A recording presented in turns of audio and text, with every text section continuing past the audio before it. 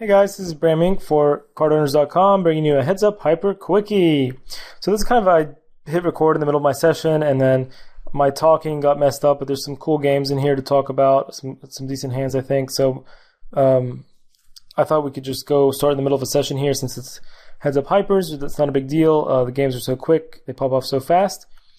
And yeah, so we're going to do two tabling at the $15 heads up hypers on PokerStars.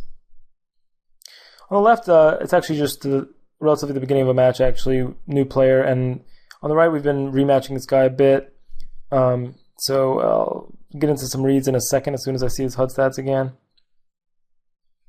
So actually, let's pause because we do have 68 hands against the guy now. So if we want to look at his HUD stats, we'll see that there's a few interesting things going on. He plays a bit much out of position. 60% VPIP is, although a lot of regs actually recommend playing that much, I think it's probably higher than the general population average, or maybe right around average, actually. It's not. This guy's actually been tightening up a hair the last couple games. His VPIP was like around 80 for a bit. So it's coming down a bit, but also at the same time, he's not folding a lot post-flop. He's only folding versus my C-bets 25% of the time. He's also check-raising 25%, which is probably like 2 out of 8 chances or so. And obviously he's calling 50% of the time as well. So he's playing a decent chunk of hands, and he's also playing them. He's also calling or not folding them very often. So his ranges post flop should be relatively weak, and we should be barreling him a decent amount. That should be one of our strategies. Another part of our strategy should probably be to lower our small blind VPIP a little bit.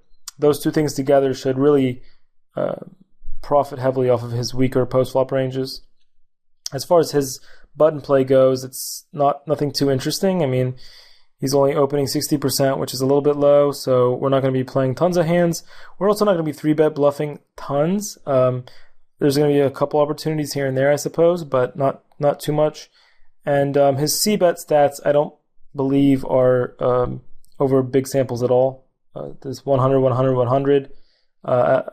So I'm not going to read into that yet. On table 1, I will go ahead and min-raise a donk here, which I do kind of like this play for a few reasons. One, it's not very likely that he's going to donk 10x. Most people donking range is either retarded bluffs or weird middle pair, small pair, who knows, different draws. But it's usually more marginal value stuff. So I like to raise both for value as well as for sort of taking control of the donking dynamic.